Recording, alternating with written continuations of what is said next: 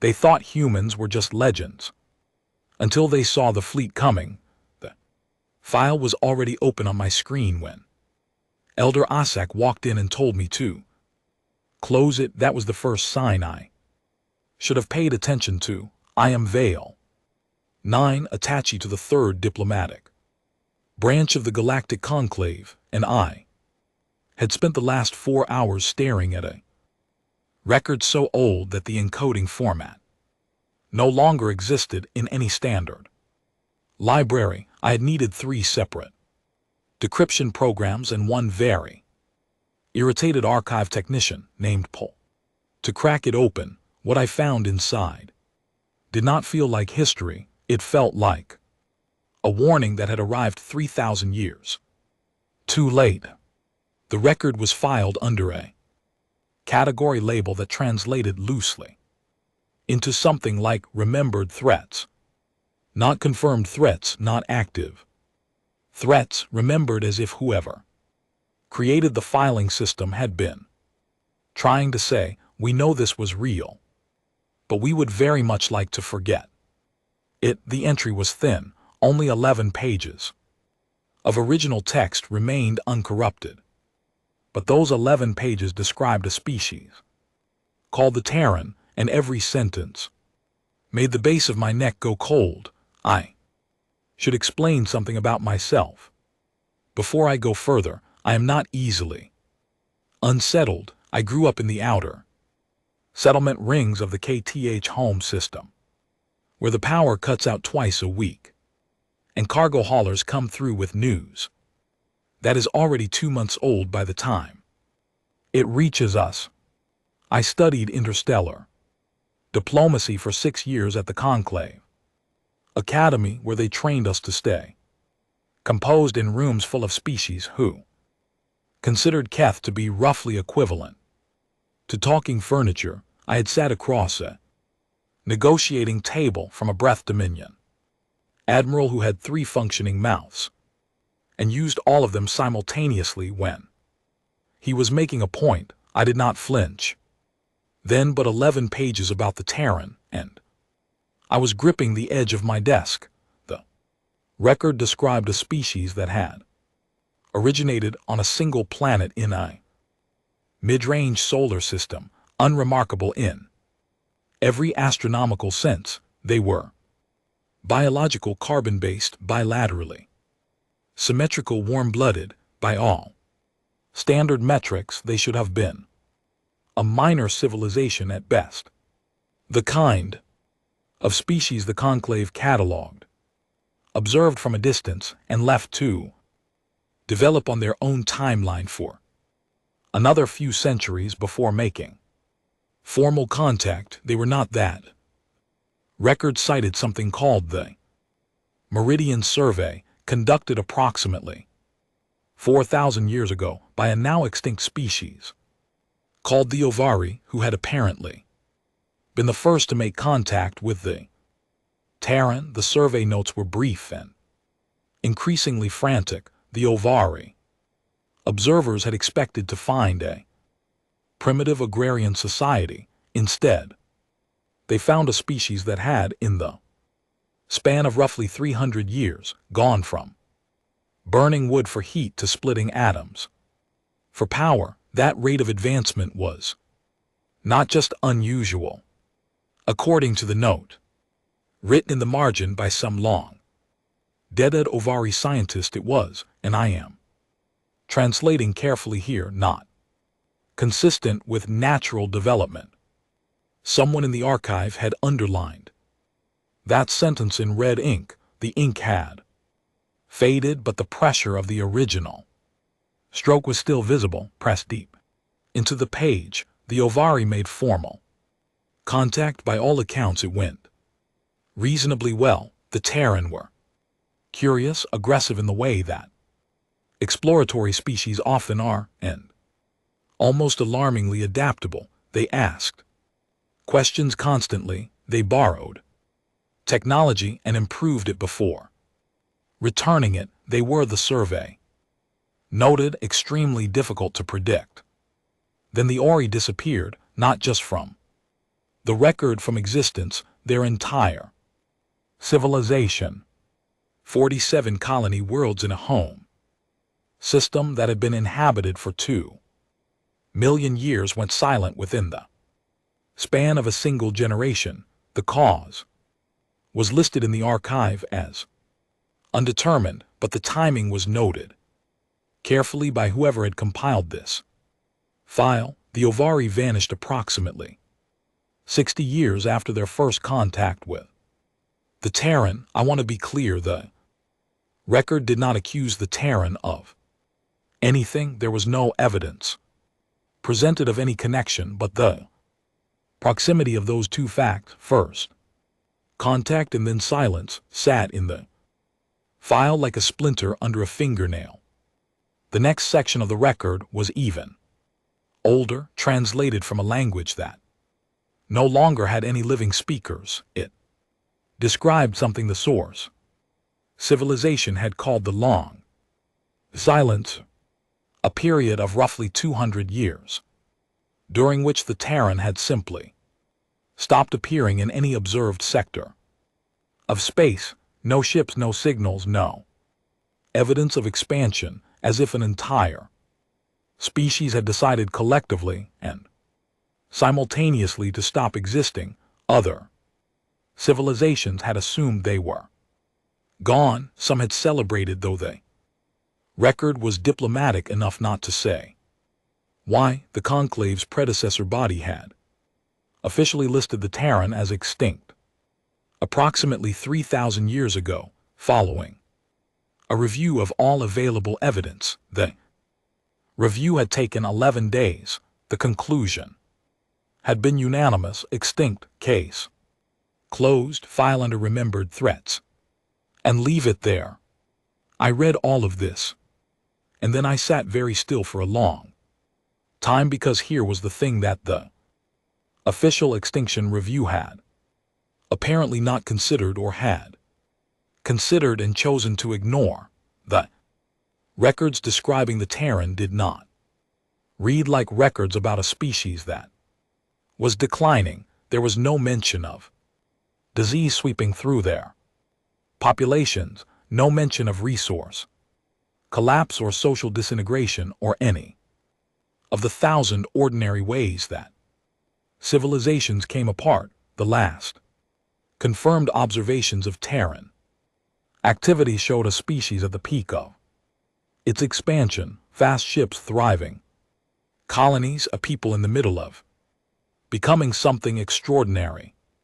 Species at the peak of their expansion did not simply stop. They either grew or they were stopped, and nothing in the archive suggested that anyone had stopped them. Elder Oak came in as I was reading the margin notes on the final page. He was carrying his afternoon meal in a sealed container, which meant he had come from the upper floors, which meant he had been in a senior briefing. He looked at my screen. He looked at me. He set down his meal without opening it. "Close that file, Vale," he said. "I just found it this morning." I said it was in the open archive, Miss Field, under astronomical surveys. "I know where it was filed. Did you know it was there?" He did not answer that question. He walked to my desk and leaned over and closed the file himself using my own terminal, which was technically a procedural violation of personal workspace protocols. He did not seem concerned about that. "Those records are 3,000 years old," he said. "The species they describe no longer exists. There is nothing useful in that file. The advancement rate alone is worth studying." I said, "If a species can develop at that speed, then the models we use to classify emerging civilizations are incomplete. The models are fine." Elder asked. "The Ovari disappeared 60 years after the Ovari collapsed due to internal resource mismanagement. That is the accepted finding." I looked at him for a moment. He was not a dishonest person, Osek. He was a careful one. There is a difference. Dishonest people tell you things they know to be false. Careful people tell you only the things they have decided you need to know. And they have usually decided that you do not need to know very much. What are you not telling me? I asked. He picked up his meal. He looked at the closed screen. I'm telling you that the Terran are a myth, that the file is a miscompiled collection of unreliable ancient sources, and that your time would be better spent preparing the briefing notes for the Verith trade delegation arriving next week. He moved toward the door. I'm also telling you, and I want you to hear this clearly, that some doors are better left shut, not because of what is behind them, but because of what has been waiting behind them for a very, very long time. He left. I sat in the quiet of my office for a long time. After that, the terminal screen was dark. The file was closed. I thought about what he had said. Some doors are better left shut, not because of what is behind them, but because of what has been waiting behind them. That was a strange way to describe a myth. That was a strange way to describe something that did not exist. I thought about the advancement rates. I thought about the Ovari, 2 million years of civilization gone silent in a generation. I thought about the word remembered in the filing category, not historical, not archived. Remembered, as if the person who created that category had wanted to make sure someone someday did not make the mistake of forgetting. I opened a new search window on a secondary terminal, one that did not log to the senior oversight archive. I typed in a single word, TAN. The results loaded slowly. Most of them were the same file I had just been told to close, but at the bottom of the list there was something else, a cross reference so old it did not even have a proper timestamp, just an approximate date range that spanned a century. It was a single line attached to a navigational hazard report from a deep space survey team operating near the outer edge of the known galaxy. The line read, object identified as artificial construction, origin unknown, materials composition not matching any cataloged civilization, hallmarkings partially legible, closest translation Earth. The survey team had filed it under navigational hazards and moved on. Nobody had gone back. I saved the coordinates to my personal drive. Then I sat there in the dark of my office with the distant lights of 100-star systems glittering through the window above my desk, and I thought about a species that had been called a legend for 3,000 years. Legends, in my experience, do not leave whole scorch marks in the rock, and they do not wait. The signal came in on a frequency that had not been used by any known civilization in recorded history, and it came from a direction that every star chart in the Conclave database listed as empty space. I know this because I was the one who found it. It was not supposed to be my job. I was a diplomatic attaché, not a signals analyst. My clearance level covered trade negotiations, preliminary contact, protocols, and archive research.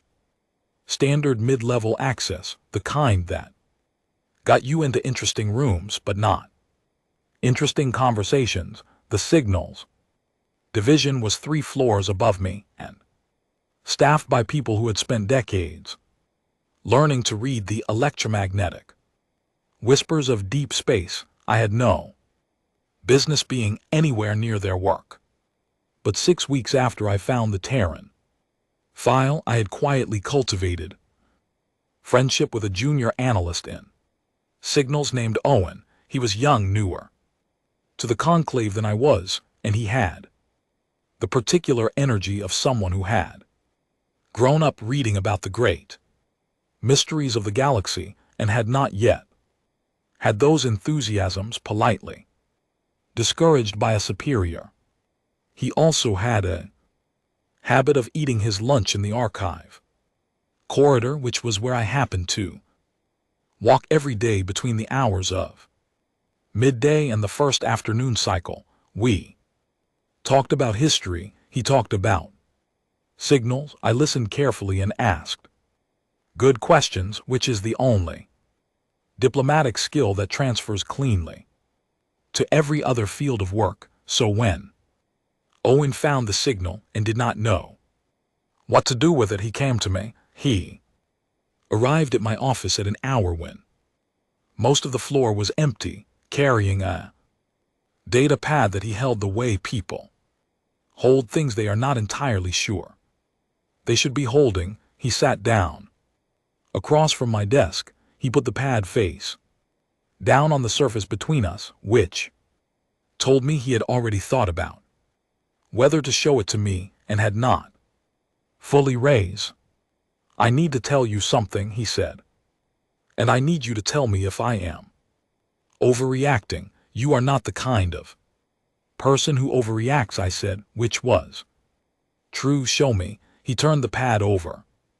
The signal had been received 48 hours earlier by the relay station designated Outer Post 7, a largely automated facility positioned at what the Conclave's navigational authority called the edge of the practical boundary, the outermost point from which communication with the interior of known space was still reliable. Beyond Outer Post 7, there was nothing on any chart. Uncharted void, dead space. The signal was 47 seconds long. It had been broadcast once, then gone silent. Owen's team had spent 48 hours trying to decode it and had produced exactly nothing. The encoding system did not match any protocol in any active or historical database. It was, according to the official analysis report filed by Owen's supervisor, most likely a natural phenomenon, a pulsar or magnetar, producing a structured seeming burst that was actually just complex interferent. Owen did not believe that. He believed it because he had seen the second layer. My supervisor ran the standard decryption suite. He said it found nothing but the standard suite only. Checks against known encoding systems. He paused. I ran it against the cipher from the Terran archive. I went very still. How did you know about the Terran archive? I asked. He looked at me with an expression that on his young face was quite serious. Because you mentioned it. He said 3 weeks ago in the corridor you said you had found something interesting, and then immediately changed the subject, which is what people do when they have found something they are not supposed to talk about. And then I went and found it myself. He was, as I said, not the kind of person who overreacted. He was also apparently the kind of person who paid close attention. Play it, I said. He keyed the pad. Signal filled the small speaker. 47 seconds of what sounded at first like layered static, but Owen had already run it through the Terran cipher at the bottom of the pad screen. The translation scrolled slowly as the audio played. The first line read, "We have been listening." The second line read, "We know you found the file." Third line read, "We are ready if you are." Then it gave coordinates. I sat with that for a long moment. The office around me felt very small suddenly, and the silence of the corridor outside felt very large. The second line, I said carefully, "We know you found the file." "Yes," said Owen, "that is personalized." "Yes, which means they are not broadcasting a general signal to anyone who might receive it. They are broadcasting a signal aimed at someone specific. That is what I think, said Owen. He looked at the pad veil. If this is real, if the Terran are real and they have been monitoring communications inside the conclave boundary, then they have been watching us for a very long time without us knowing, and they chose to speak now to you. I thought about Elder Osk. I thought about the words he had used. Some doors are better left shut, not because of what is behind them, but because of what has been waiting behind them for a very, very long time. I need you to not file this officially yet, I said. Owen nodded, which told me he had already made that decision before he came to my office. There is something else, he said. He reached over and scrolled the pad to a secondary analysis screen. I ran the coordinates through the navigational database. According to every chart we have, those coordinates are empty space. No stars, no charted objects, nothing. But I said, but I cross-referenced it with a navigational hazard report from about 900 years ago, a survey team that went further out than most. He turned the pad toward me. They logged an anomaly, artificial construction, origin unknown, hull markings partially legible. I looked at the report. I had seen this before, the single line I had found in the archive 6 weeks ago, but Owen had found the full report, not the one-line summary, the full report. It was 40 pages long. The survey team had not simply noted the anomaly and moved on. They had spent 3 weeks investigating. They had taken detailed scans. They had cataloged structures on a scale that their equipment could barely measure. They had found what appeared to be a ring station with a circumference larger than some planets. They had found what appeared to be multiple ship signatures inside a debris field that on closer analysis was not a debris field at all, but a kind of camouflage, a deliberate arrangement of material designed to look like wreckage from a distance. And at the center of it all, they had found a single object floating free, a capsule of some kind, sealed, undamaged on its surface, in a script the survey team could not read. Were markings. The team had photographed them and attached the images to their report. Owen had run those markings through the Terran cipher as well. The translation was 2 words: not yet. The capsule had been left there waiting.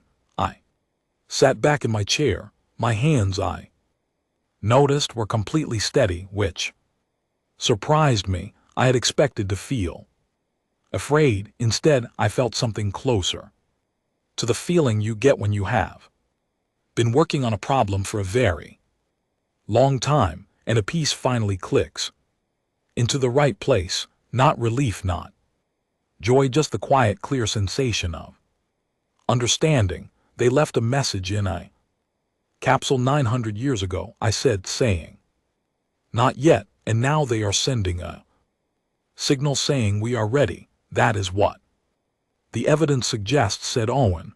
They have been watching the conclave, watching us specifically, waiting for a specific moment. Yes, what moment? Owen was quiet for a beat, then he pulled up a third screen. That is what I spent last night trying to figure out. I went back through the archive and pulled every major political event in conclave history over the last century, and I found a pattern. He handed me the pad. Every time the Breath Dominion has moved toward an expansion campaign, the kind that ends with someone else's civilization absorbed or erased, has been a quiet period. No signals, no anomalies, nothing unusual. And then About 20 years before the campaign reaches its critical phase, something small happens, an old record surfaces. Navigational anomaly gets logged. Something just small enough to notice if you are looking. I looked at the timeline on his screen. I looked at the current date. The breath dominions next. Expansion phase, I said current. Projections say it reaches critical momentum in 18 cycles, said Owen.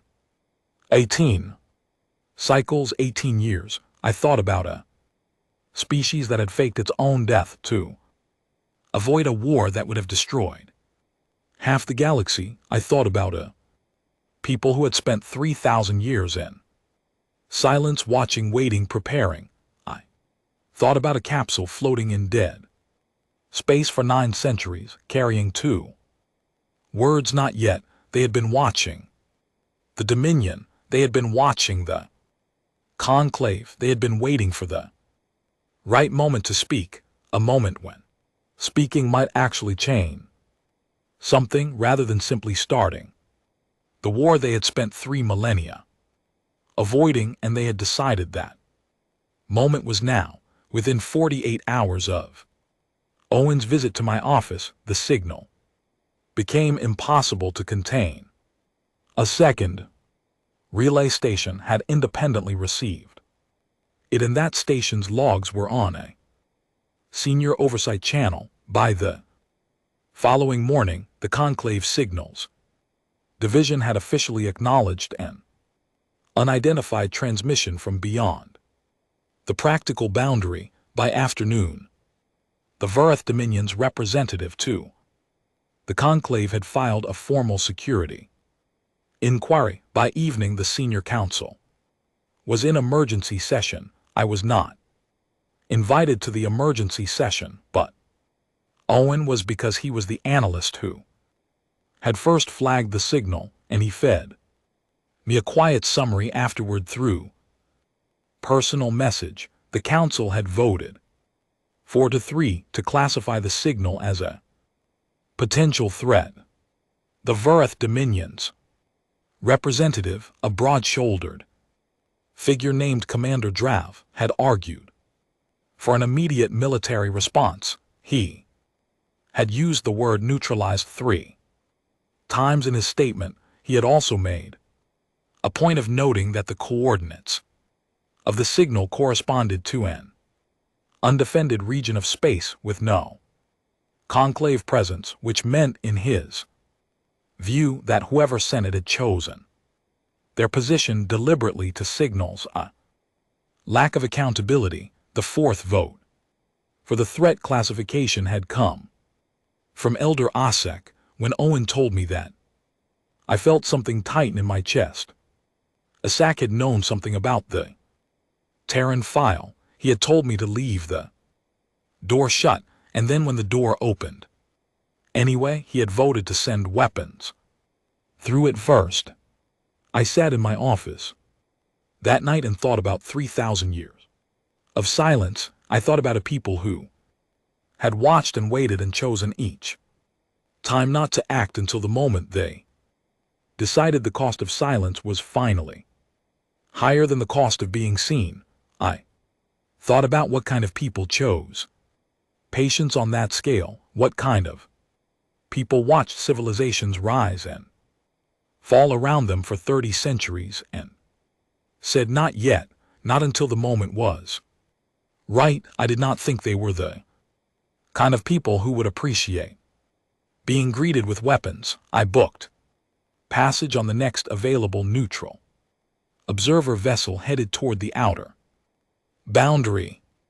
I used my diplomatic credentials, which were valid for travel to any point inside or adjacent to conclave monitored space, and the coordinates Owen had shared with me were just barely inside the outer monitoring perimeter. The booking processed without a flag. I packed a single bag. I brought the full Terran archive copied to a personal drive. I brought Owen's analysis. I brought because I had carried it for years and never quite been able to explain why a small, printed photograph of deep space, a long exposure image of the region beyond the outer boundary taken by a survey probe, and given to me by a professor at the academy who had said when he handed it to me, the most interesting things are always in the places we haven't looked.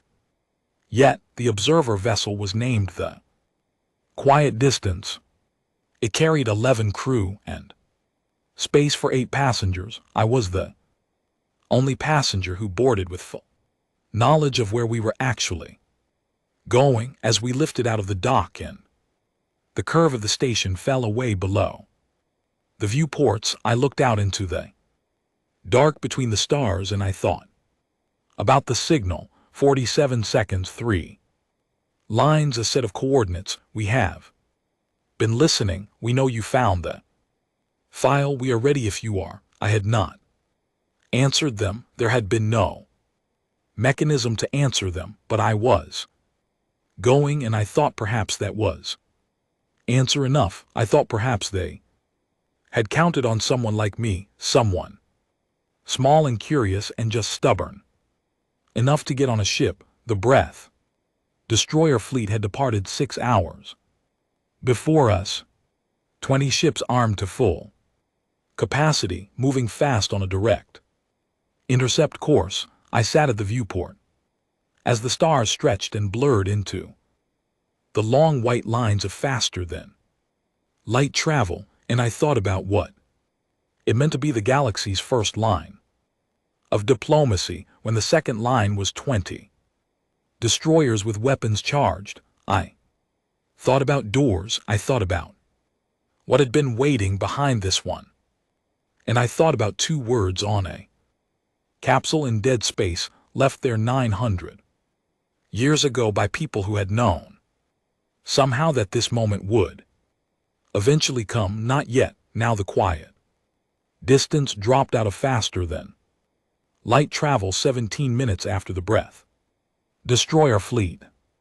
I know this because I was watching the transit clock on the passenger deck display, and because 17 minutes was the exact margin I had calculated based on the fleet's last log speed and our own transit settings.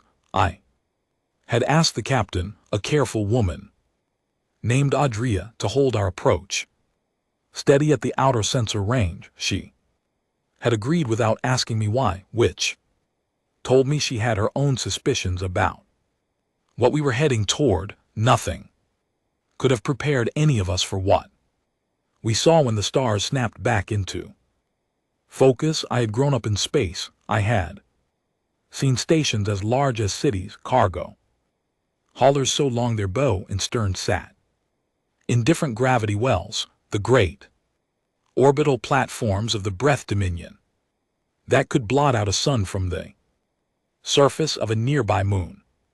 I thought I had a reasonable sense of scale. I thought I understood what large meant. I was wrong. The structures in front of us did not register as structures at first.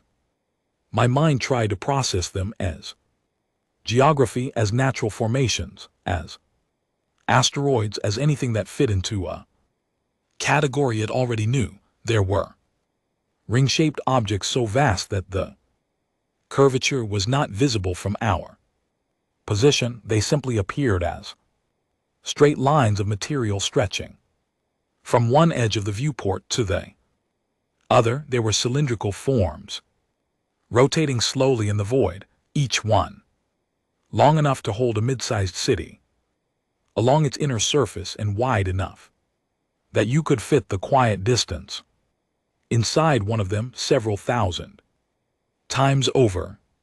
There were docking structures, or what I assumed were docking structures, that extended like the branches of enormous trees from central hubs the size of small moons.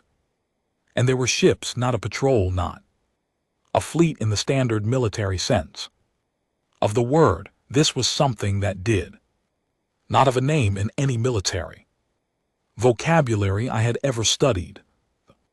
Vessels varied enormously in size and design, but they shared a quality that I noticed before I could name it. They were coherent. They moved together in a way that was not mechanical, not programmed, but responsive, the way a single organism moves when it has decided to do something. Thousands of them, perhaps more, sitting in perfect stillness, arranged in a formation that seemed both entirely natural and deeply, profoundly deliberate. I gripped the viewport frame and tried to breathe. Normally, Adria's voice came over the passenger deck speaker. "We are holding position," she said. Her voice was steady, which I respected enormously. "I want all passengers to remain calm. We are registering no weapons locks on our vessel. We are registering a great many things, but not that." On the far side of the viewport, the Breath Destroyer fleet had come to a full stop, 20 ships each, one carrying enough firepower to level mid-sized settlement, hanging motionless in front of what amounted to a civilization's worth of infrastructure. It looked, I thought, like a child standing at the edge of an ocean for the first time and realizing very suddenly that the ocean was larger than anything they had ever imagined. Then a single vessel separated from the nearest human structure and began moving toward the destroyer fleet. It was smaller than the others, much smaller, approximately the size of one of the Breath Destroyers.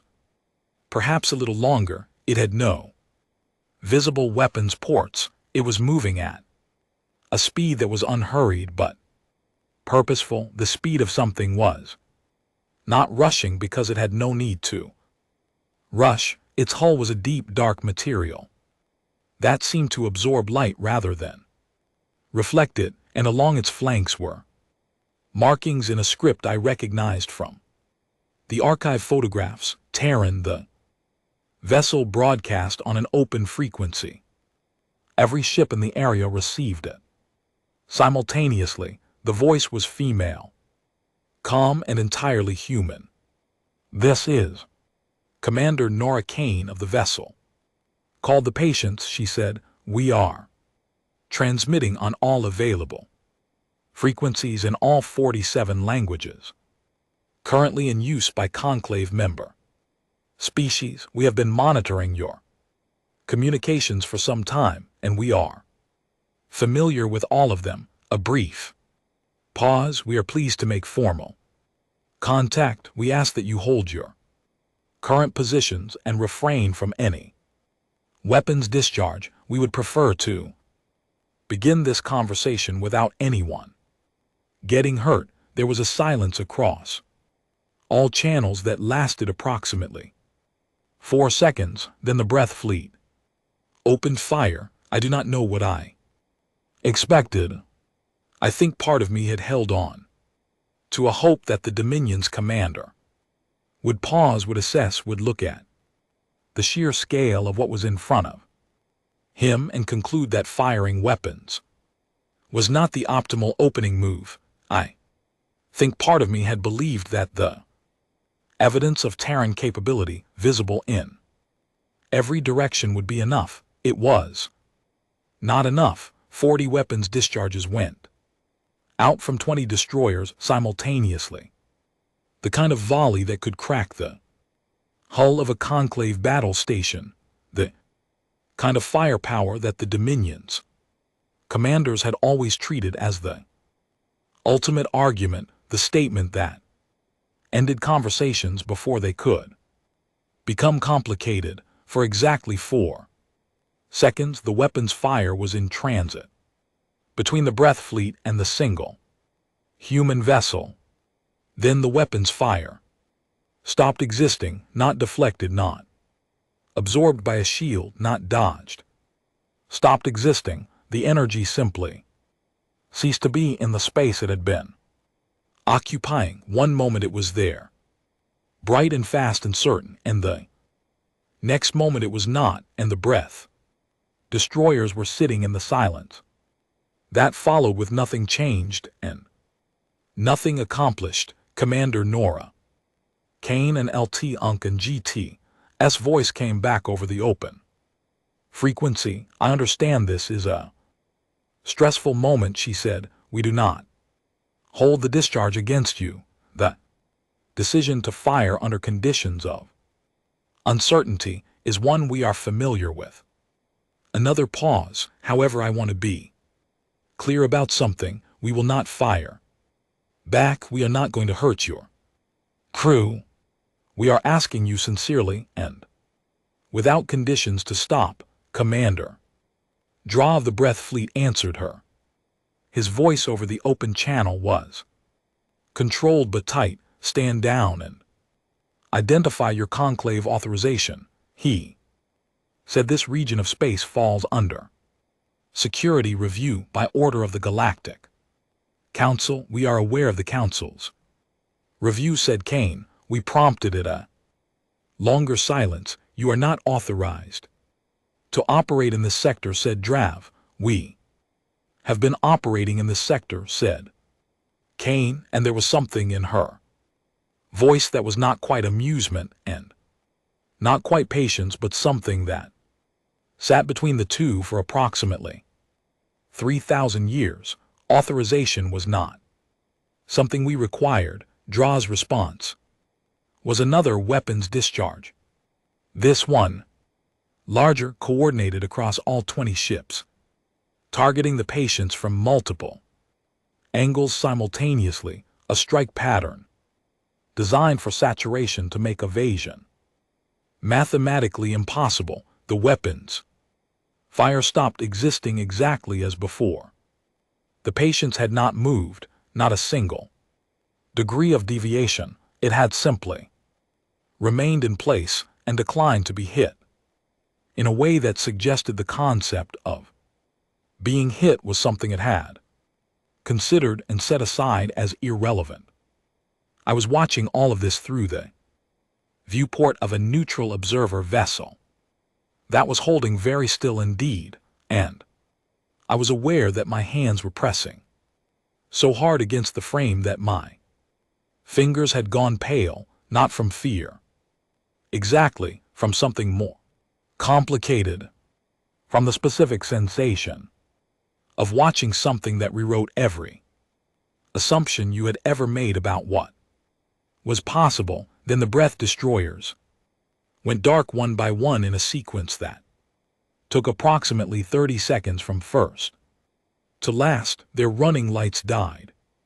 Their engines went cold. Their communication systems fell silent, not destroyed. The hulls remained intact, undamaged, exactly as they had been. The ship simply stopped operating, as if someone had reached into each one and turned it off. The open frequency crackled. Your crew are unharmed, said Commander Kane. Life support remains active on all 20 vessels. You are simply parked for the moment. A pause that felt, even over the transmission, like a genuine moment of thought. We will return your ships to full function within the hour. We ask only that when they are returned, you use them to go home. Another silence. Then Drav's voice came back, and something in it had changed. The authority was still there, the training, the discipline, but under all of it, very audible to anyone who had spent years learning to listen carefully, was something else. What are you? He asked. We are human, said Commander Kane. We are Terran. We are the species your historical records classify as extinct. She let that settle for a moment. We are not extinct. We have simply been waiting for a conversation worth having. She hailed the quiet distance directly. Then my name, Vale 9 Diplomatic 8's 3rd Branch. She knew exactly who was on the observer vessel and exactly where I was sitting. The personalization of the hail made every crew member on the quiet distance turn to look at me. Vale 9, she said. We know you came here to talk. We appreciate that more than you know. Would you be willing to come aboard?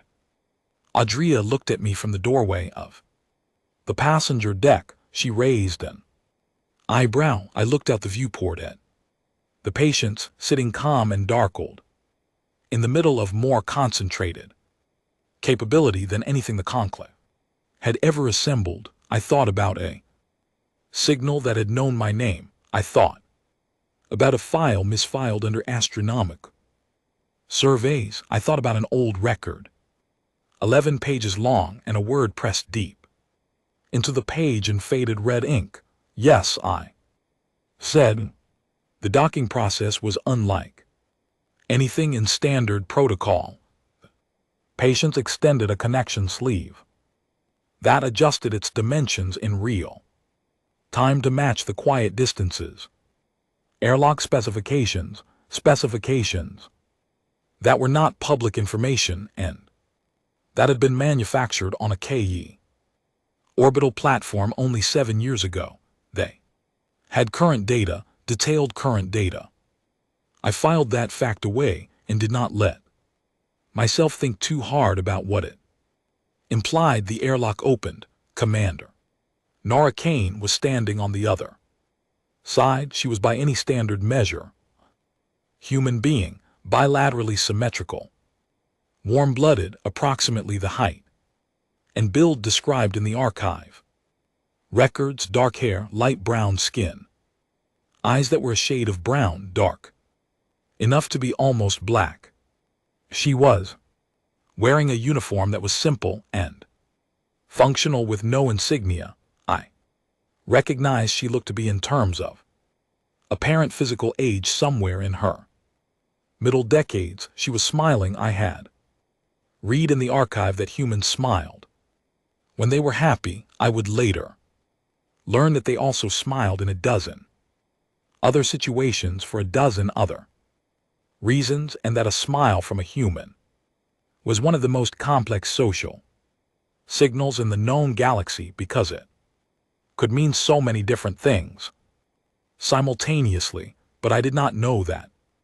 Yet what I saw was a woman who looked genuinely, warmly pleased to see me. Vale, she said.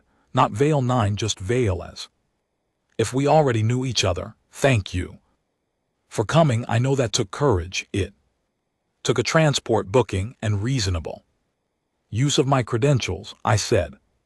She laughed. The laugh was immediate and unguarded, and it filled the small airlock corridor in a way that made the space feel larger. I like you already, she said. Come in. There is a lot to talk about. The interior of the patients was not what I expected. I had anticipated something austere, something functional and military. What I found was a working vessel that felt lived in, not messy but inhabited. The corridors had what I later learned to call personal touches, small objects mounted on wall brackets, framed images, a long, narrow window at a corridor intersection that had been placed, as far as I could tell, for no reason except that the view of the starfield outside was beautiful.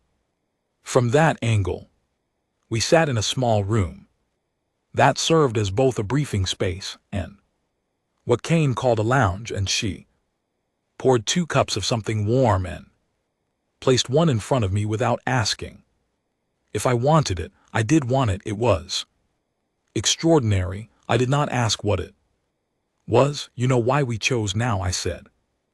It was not quite a question. We know about the Dominion's timeline, she said.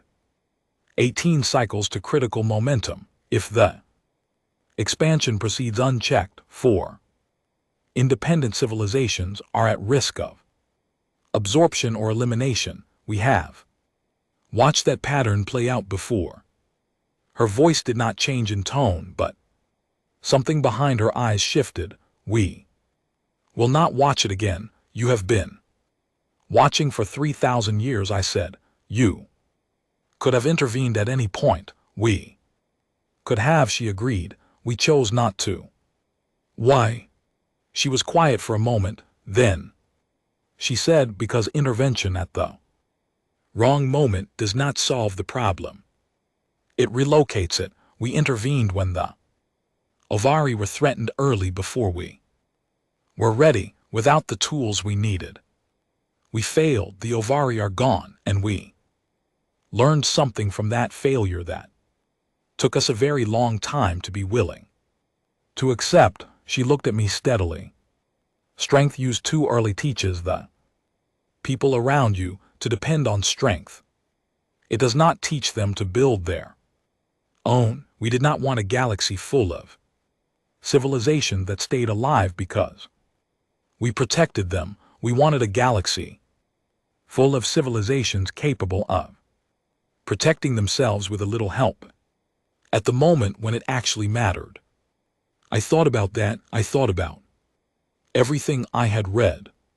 I thought about the conclave and its 47 species and its emergency sessions and its 4-3 votes and its careful men who told you some doors were better left shut. Ovari, I said, the archive says they disappeared 60 years after first contact with your species. They did, she said. She held my gaze, not because of us, because they made an enemy we were not yet strong enough to help them face. That failure has been part of our history for 4,000 years. It shapes everything we do. She set down her cup. We do not come back as the same species that watched the ovari fall. We come back as something that has spent 3,000 years making absolutely certain it will never happen again. I looked at her outside the small window in the lounge. The stars were steady and bright. What do you need from me? I asked. A voice, she said simply. We cannot walk into the conclave chamber and announce ourselves. They will hear it as a threat, whatever words we use, because we are unknown, and unknown things look like threats until they have a story. You know us, you know the story. We need someone the conclave already trusts to stand up and tell the truth. She tilted her head slightly. Will you do that? I thought about Elder Isaac. I thought about the look on his face when he closed my terminal. I thought about careful people and the things they decided you did not need to know. I thought about 11 pages in a very old file and a word pressed deep into the page and read. Yes, I said for the second time that day. Walking through a human station for the first time is an experience that does not translate well into words. I have tried to describe it to, and every attempt ends up sounding either like a travel report or like the kind of over-exited account that loses its audience halfway through the second paragraph, so I will try to be precise. The station was called the Meridian, which I later learned was a deliberate choice, the same name as the survey that first documented Terran civilization 4,000 years ago. It was not the largest of the human stations. Commander Kane told me this with a straight face, which meant she was not being modest. The Meridian was simply the nearest, the most accessible, and the one designated for first contact purposes. There were others, there were many others. The Meridian was approximately 300 km from end to end, along its inner ring made possible by the kind of gravitation engineering that the conclave's best scientists had theorized about for 2 centuries without making it practical. There were cities, not settlements, not installations, not outposts, cities with streets and parks and buildings of varying heights, with open markets and transit systems, with a kind of ambient noise that only exists when a very large number of people are living there. Ordinary lives all at once. I stood at the inner ring observation level, which curved away from me in both directions, until it disappeared into haze, and I tried to count the lights. I could not count the lights. Kane gave me time to process. She did not rush me. She stood beside me at the railing and let the scale of it settle over me without comment, which was a remarkably respectful thing to do. I had half expected a presentation, a briefing, a formal introduction, something structured and official. Instead, she had simply walked me here and let me look. How many people live on this station? I asked. The Meridian supports about 40 million permanent residents, she said, with seasonal population it sometimes reaches 60. I nodded. The conclave's largest orbital platform held 8 million, and it had taken 200 years to build. How long did this take to construct? I asked. The Meridian was first habitable about 400 years ago, she said. The current configuration took another century to complete.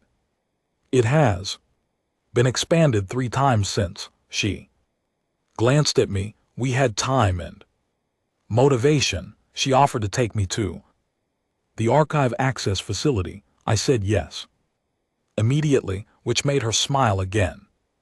She had a habit of smiling at moments that I initially read as strange, but gradually came to understand as expressions of something very specific, a kind of pleased recognition, as if she was constantly finding the world confirming something she had hoped was true. The archive was not what I expected. I had expected something formal, something sealed, something that would be presented to me with conditions and caveats. What I found was a room the size of a conclave assembly hall, lined floor to ceiling with interface terminals, staffed by several dozen people who were in the middle of their ordinary working day and who looked at my arrival with polite curiosity rather than anything more guarded. Kane introduced me to the head archivist, a tall, easy-mannered man named Lewis, who shook my hand in the human custom and then told me I could access anything in the open collection without restriction. I asked him what the closed collection contained. He said things that would be unhelpful to show you before you've had time to read the open material, not because we're hiding them, but because context matters and some things need to be understood in sequence. I respected that answer. It was honest and practical, and it treated me as an intelligent adult, which was more than I could say for most of the briefings I had attended at the conclave. I spent several hours in the archive. I read quickly, which is a skill the Academy trains into you, and I moved through the human historical record in something close to chronological order, trying to build the context Lewis had mentioned. The first section covered what humans called the long disappearance. 3,000 years ago, the Terran civilization had been at the height of its expansion. 14. Settled systems, thriving trade networks, a population in the hundreds of billions, culturally rich, scientifically advanced, and I noted this in my reading with a particular kind of attention, deeply aware of the political situation developing at the galactic core, the ancestor empire of the Vreth Dominion, called the Vreth hegemony at that time, had been building toward a campaign of what they called civilizational consolidation for approximately 60 years. In practical terms, this meant the systematic absorption or elimination of any civilization within their expansion radius that refused to submit to hegemony governance. 3 civilizations had already been absorbed, 1 had been eliminated, The Terran were within the expansion radius. A council of their senior leadership met over a period of 18 months to decide what to do.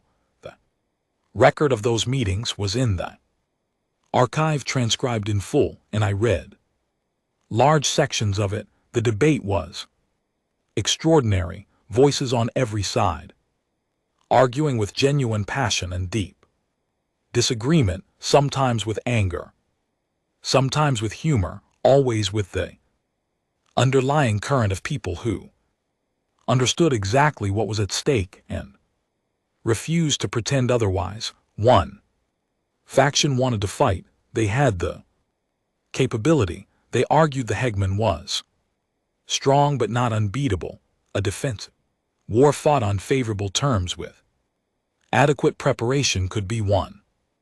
Another faction pointed to the Ovari. They had been strong enough too. They said strength is not sufficient when the adversary is willing to burn everything. A war against the Hegman, even a victorious one, would cost billions of lives, not just Terran lives, but the lives of every smaller civilization caught in the blast radius of a conflict between two major powers. The damage would be generational. A third faction, small at first and then gradually growing, proposed something that most people in the early sessions dismissed as cowardly and impractical: disappear. Not retreat, not surrender, disappear. Remove the Terran civilization entirely from the hegemony's field of awareness.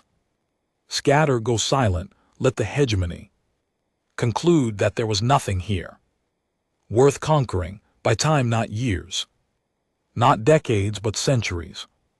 Enough time to become something the hegemony could never threaten again. Enough time to build the tools needed to protect not just Terran civilization but every civilization the Hegman might eventually target. The debate ran for another year.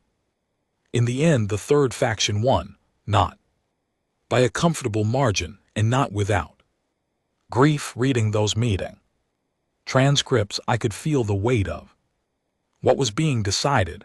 Billions of people agreeing to vanish, to let the galaxy forget them, to endure whatever that meant for however long it took. Vote passed. The plan was implemented with remarkable speed and thoroughness. Colonies went dark, ships withdrew. Records were seeded into galactic databases designed to look like evidence of collapse rather than departure.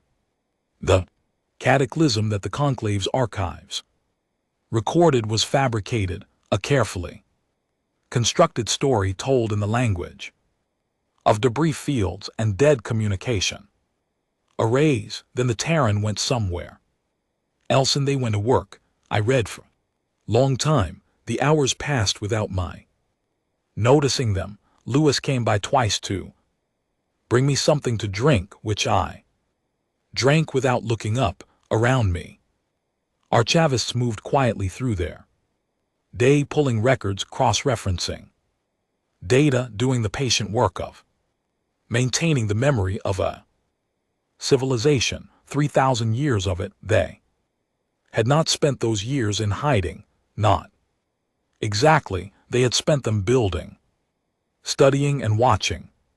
The watching, it turned out, was systematic, extensive, and carried out with a level of technical sophistication that made every surveillance capability in the Conclave look like looking through a window with your eyes closed. They had monitored every major political development across known space. They had records of every expansion campaign, every extinction event, every war, every negotiation, every failed treaty, and every broken agreement. The record was enormous, and reading even a portion of it, I began to understand something that I had not understood before. They were not watching out of strategic interest. They were watching because they cared.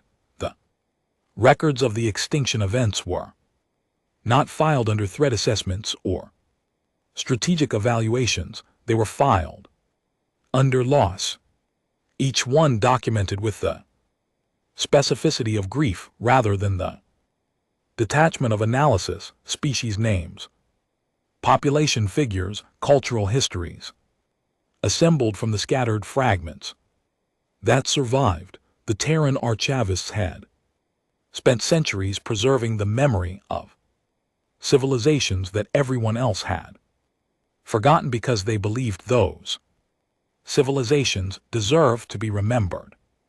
I came to a section that covered the last 50 years. The section was denser, more detailed, more urgent in its tone.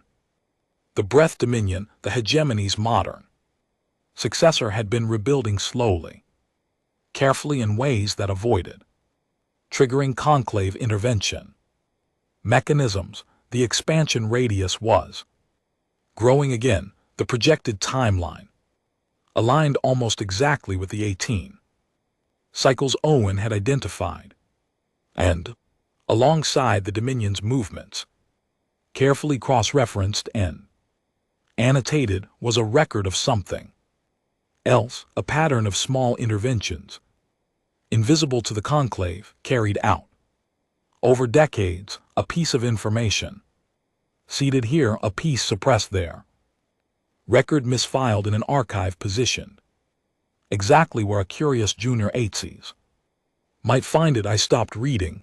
I looked at the terminal screen for a long moment, then I went and found Kane. She was in a corridor near the archive entrance, speaking quietly with a member of her crew. She saw my expression and ended the conversation without hesitation. "You misfiled the record yourself," I said. She did not look away. "Yes, you have been feeding information into the conclave archive for years. Pieces of the Terran record, navigational anomalies, survey reports, all of it positioned to be found." "Yes. By me specifically." She tilted her head slightly. "We have been watching the conclave for a long time. Vale, we track careers. We look for people who have the right combination of qualities: curiosity, stubbornness, the ability to sit with an uncomfortable idea long enough to understand it rather than dismissing it." She paused. "You have been on our list for about 4 years. When you took the archive assignment, we moved the record. I processed that. Specific sensation it produced was not anger exactly, and not betrayal. It was something closer to the feeling of realizing that a story you thought you understood had a different structure than you believed, and that you had been a character in it long before you knew the story existed. "You manipulated me," I said. "We created conditions," she said carefully. "You made every choice yourself. We put the record where you could find it. We did not make you read it. We did not make you come here." "No," I said. "You just relied on me being exactly who I am." "Yes," she said. "We did." I stood with that for a moment. Then I said, "Was there anyone else on the list if I had not taken the archive assignment?" She smiled. "There were 17 others we were watching. You were the most likely, but yes was a backup." Something about that answer made me feel oddly better. Not because I wanted to be replaceable, but because it confirmed what I was beginning to understand about how humans thought. They did not rely on one path. They prepared multiple routes. They were stubborn and thorough, and they did not let a single point of failure become an ending. That quality had gotten them through 3,000 years of silence. I thought it was probably going to serve them well now that they had decided to stop being silent. The conclave emergency session reconvenes in 6 cycles, I said. They will be expecting a report from the Breath Commander. Commander Drav is currently parked in dead space with his fleet and a great deal of time to think, she said. He will be returned to function within the hour. As promised, what he reports is his choice to make. And what do you need me to do? She was quiet for a moment. In the distance, down the long corridor, I could hear the sounds of the station. Voices, movement, the ambient texture of ordinary life continuing without urgency or fear. It did not sound like a war. Civilization. It did not sound like a people preparing for conquest. It sounded like what it was, a people who had been patient for a very long time and had now decided it was safe to breathe again. We need you to stand in the conclave chamber, she said, and tell them the truth, not a summary, not a diplomatic version, the truth with all its difficulty and all its weight. Tell them what you found, what you saw, what we are and what we are not. She met my eyes. Tell them we are not their enemy. Tell them we have never been their enemy. And tell them that we are very, very tired of watching the galaxy hurt itself, and that we are here now and that we would like very much to help it stop. I looked at her. I looked at the corridor, the station, the 40 million lives going about their ordinary day inside a structure that should not have been possible and was magnificent. They will be afraid, I said. Yes, she agreed. They will be afraid. Fear is reasonable. We understand fear. She glanced away for a moment at something I could not see. We were afraid too once when we voted to disappear, when we let the galaxy forget us. That fear did not go away for a very long time. She looked back at me, but we did not let it make the decision. That is what we want for everyone. Not the absence of fear, just the refusal to let it be the one who chooses. I thought about that on the transport back. I thought about it for all 6 cycles of preparation. I thought about it standing outside the conclave chamber with the sound of 47 delegations on the other side of a very large door. Then I stopped thinking and went in. Conclave chamber held 700 seats arranged in a descending arc around a central floor that the delegations called the speaking ring. I had stood on the speaking ring twice before in my career, both times for minor procedural matters that no one had paid much attention to. The first time I had been nervous. Second time I had been bored. This time I felt neither. What I felt was a very specific, very clear sense of purpose, the kind that arrives when every doubt has been examined and set aside, and what remains is simply the knowledge of what needs to be done. The chamber was full. Every delegation was present, which was unusual. Normally the senior sessions drew perhaps 2/3 of the full council. Today there were faces in every seat, and the ambient sound of 700 delegates preparing to be cautious and suspicious and afraid filled the space. Like weather, Elder Asak was in his usual position, 3rd row Keth. Delegation aisle seat. He saw me walk to the speaking ring. His expression did not change. He had, I now understood, known more than he admitted for longer than he let on, and he had made choices based on that knowledge.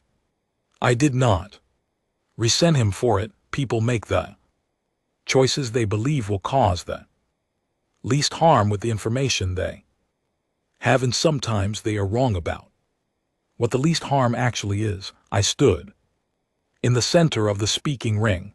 The chamber came to something close to quiet. I am Vale 9. I said 8 to the 3rd diplomatic branch. I have no prepared remarks and no formal authorization for what I am about to Say, I'm going to tell you the truth as I have experienced it over the past several weeks. When I am finished, you are welcome to do whatever you decide with what I have told you, but you have heard it, someone in the breath.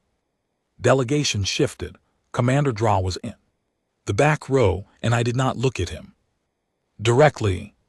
I had been told that he had returned to the station by a route that avoided the main docking facilities, which suggested he was not eager to be asked about the last several days.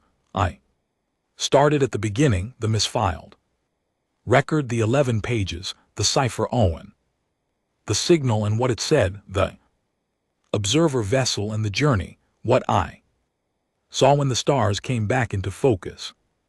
At those coordinates, the breath fleet, engagement with the patients, and what had happened to 40 weapons discharges and 20 destroyers, Commander Kane, the Meridian, the archive, the 3,000 of history that the Conclave had officially listed as the biography of an extinct species. I spoke for a long time. The chamber was quiet in the way that large groups of people are quiet when they are collectively holding their breath.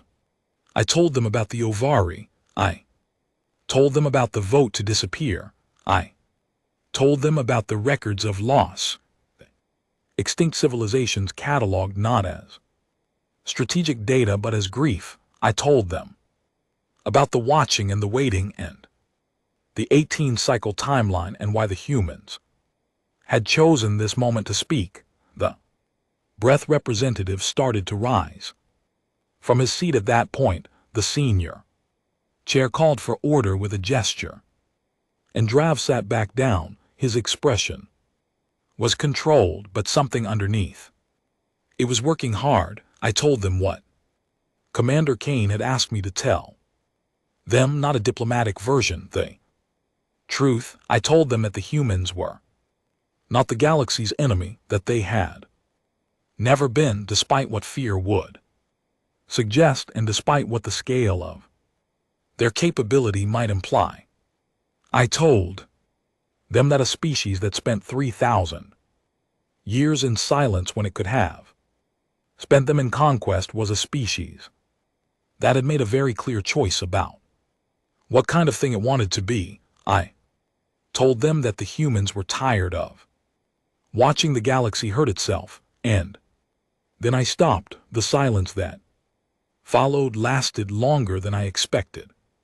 700 delegates, 47 species, the full weight of the galactic conclave holding its collective breath in a large room on an orbital platform in the middle of an ordinary star system, trying to process the idea that the most extraordinary development in recorded galactic history had been unfolding for 3,000 years in the space between the stars that everyone agreed was empty. The first voice that broke the silence was not a diplomat.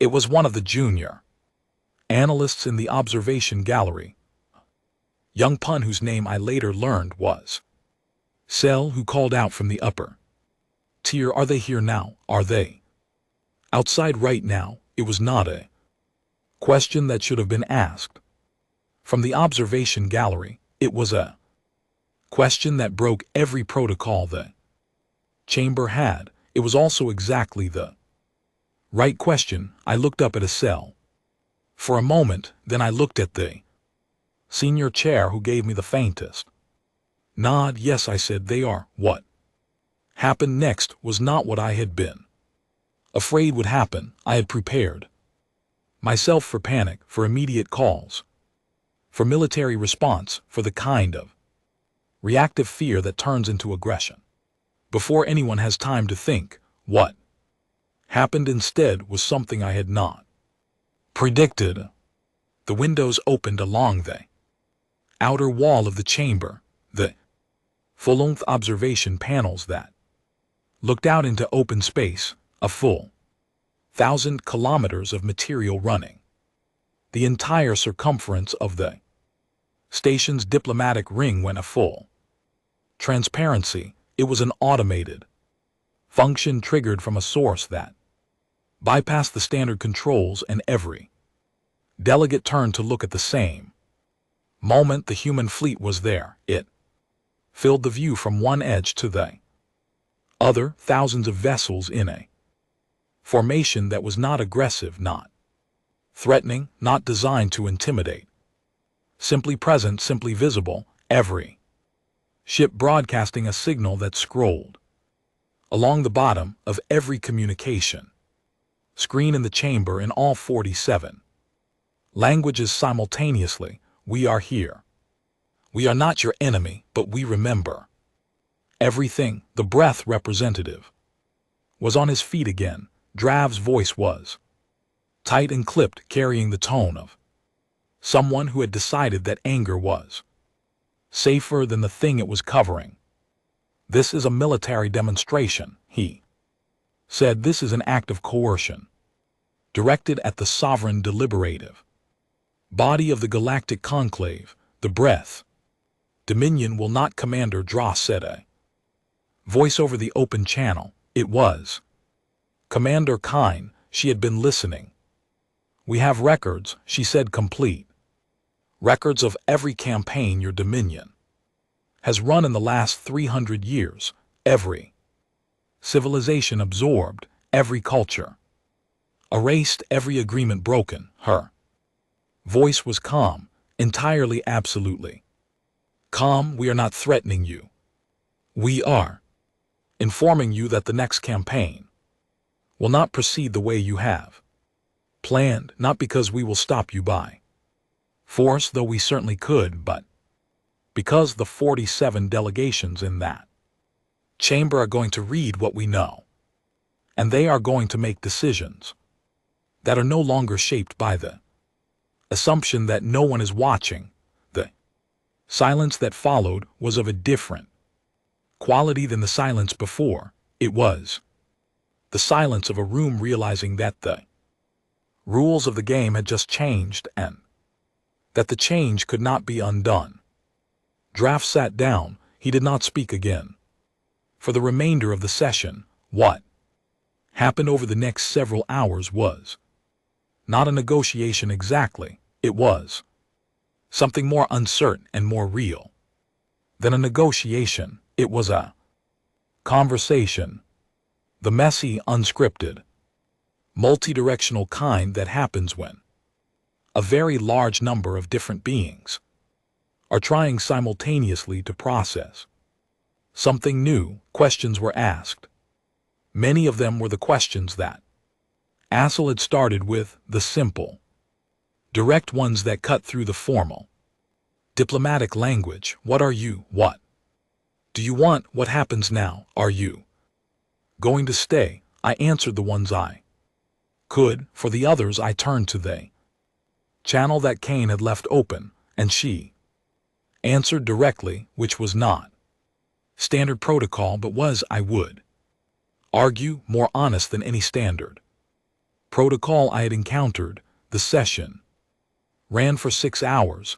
At the end of it, no formal resolutions had been passed, no treaties had been signed, no agreements had been made. The senior chair acknowledged that the situation required a new kind of process, one that did not yet exist, and proposed a recess for 3 cycles to allow delegations to consult their home governments. It was, under the circumstances, a reasonable response, careful and measured, and perhaps a little slow, very conclave. But something had shifted. I felt it in the chamber as people rose from their seats. The ambient quality of the conversation had changed, not from fear to trust that would be too simple and too fast, but from the closed-off, held breath quality of people refusing to look at something, to the more open, uncertain, curious quality of people who had decided, despite themselves, to look. Species who had not spoken to each other. Informal sessions for decades were clustered in small groups at the Chamber exits talking quietly. Analysts from different delegations were comparing notes on their pads, even a few of the breath representatives not draft, but others were standing in conversation with delegates from smaller civilizations, expressions that suggested the recent events had prompted some internal recalibration. I stood in the speaking ring for a moment after the chamber began to empty, looking at the view through the observation panels. The human fleet was still there, steady and vast and patient, holding its position. Without urgency, without aggression, without any of the qualities that power normally advertised itself with. I thought about patience. 3,000 years of it, a people who had looked at the galaxy and decided that the most powerful thing they could do was wait. Not forever, but long enough enough to build what they needed, long enough to become something that could not be erased, that could not be threatened, that could not be absorbed, long enough to come back not as conquerors but as the thing the galaxy had not known it needed. Witnesses, rememberers, people who had watched everything and forgotten nothing and were willing now to say what they had seen. Elder Asach found me as I was finally leaving the speaking ring. He stood beside me for a moment, looking at the fleet outside the observation panels. You read the full file, he said. Yes, I put it toward you, he said quietly. I looked at him. He kept his eyes on the view outside. I was on their list, he said. 20 years ago they contacted me. I was not ready to be their voice. I was too careful, they said, too good at closing doors. He paused. I told them there might be someone better. I kept watching for someone who read the right way, who got angry at the right things. He glanced at me briefly, then back at the window. I kept the file available. I moved it to somewhere a junior attaché with archive clearance might stumble across it. I let the information settle. Why didn't you tell me? I asked. Because if I had told you, he said, you would have come to it as a briefing, something handed to you, and you would have processed it the way we process briefings, efficiently, skeptically, with a part of your mind that categorizes and files. He shook his head slightly. They needed someone who came to it as a discovery, someone who felt the weight of it in their own bones, without anyone telling them how to feel. He looked at me fully for the first time. That could only happen if you found it yourself. Outside the observation panel, one of the human vessels moved slow and deliberate, drawing a wide arc through the formation. That brought it closer to the station. Not a threatening movement, the opposite, a movement that said clearly and without words, we are staying. I watched it for a long moment. 30 centuries of silence, ending in a room full of arguments and questions and fear and curiosity, which was probably exactly what the humans had expected. They had prepared for 3,000 years for this conversation, and they had prepared well, but I thought they had also understood from the beginning that no amount of preparation eliminates uncertainty, that the outcome of showing up after 3,000 years was never going to be clean or simple or guaranteed. They had shown up anyway. That I thought was the most human thing of all, not the technology, not the patience, not the scale of what they had built in the dark, the decision to show up anyway, knowing it would be messy, knowing it might not work, knowing that the galaxy they returned to was frightened and fractured and likely to respond badly at first. They had done it because the alternative was to keep watching, and they had watched long enough. I was still a diplomatic attaché with a mid-level clearance in a small office. And more questions than answers. I had no authority to speak for the conclave. I had no power to determine what came next. What came next would be decided slowly and messily and imperfectly by 700 delegates and 47 species and 2 civilizations trying to figure out what the galaxy looked like now that it had one more resident than anyone had planned for. But I was standing in a room where something had just changed. Not everything, not quickly, not without pain or difficulty, but something real and irreversible had shifted, and the shape of the galaxy was different than it had been when I woke up this morning. And it was going to keep being different from here forward. I had spent my career studying the records of civilizations that were gone. I had read their histories and cataloged their losses and filed their stories under words that meant past and over and remembered. I had not expected to be standing in the room where a legend decided to stop being past. I had not expected to be the one who opened the door, but that was the thing about certain doors. You did not always choose them. Sometimes if you were curious enough and stubborn enough and just willing enough to keep reading when everyone else had told you to stop, they chose you. Outside, the fleet held its position, patient, steady and present, and for the first time in 3,000 years, the lights were